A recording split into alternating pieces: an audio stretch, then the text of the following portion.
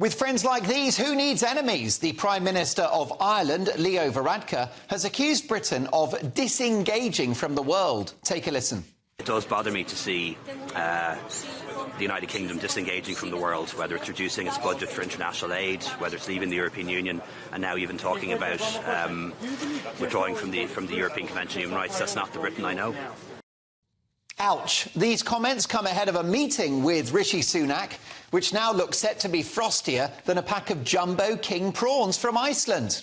And there's something fishy about this statement. It feels political. In my view, it's yet another Brexit punishment beating from an EU overlord.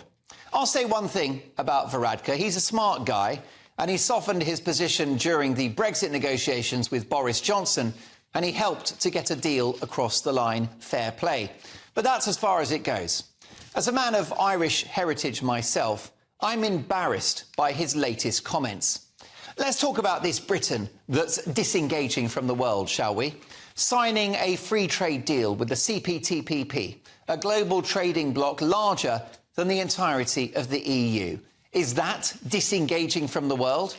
Is doing business with Australia, Canada, Japan, Mexico, Singapore and New Zealand disengaging from the world? Is a deal with the United States and Australia to build nuclear submarines disengaging? What about the UK signing a fighter jet deal with Japan? The Hiroshima Accord, security assurances for Finland and Sweden. Is this disengaging from the world? Is Britain's leadership and huge financial support for Ukraine, £5 billion so far, is that disengaging from the world?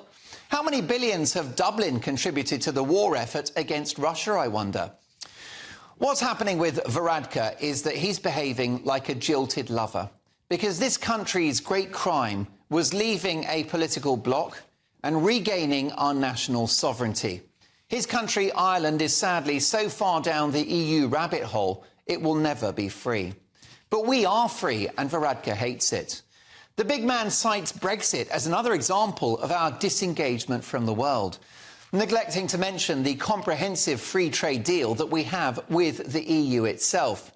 And here's an annoying fact that doesn't fit the narrative. Exports to the EU from the UK are now at a record high.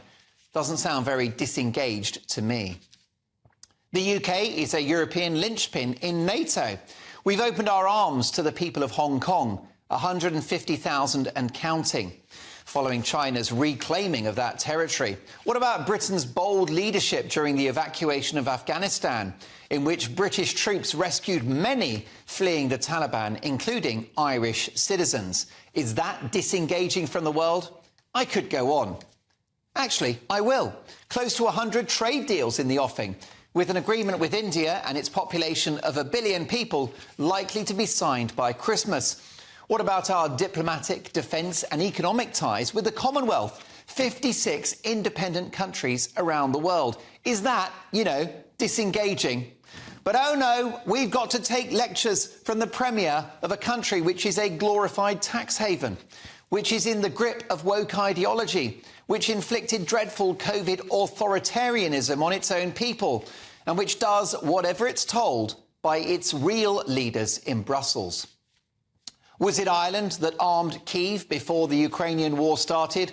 Or was that, Brexit Britain? I wonder. Britain has never been more engaged with the world, not despite of Brexit, but because of it. It's only Leo Varadkar, this EU stooge, who's disengaged, and that's from reality.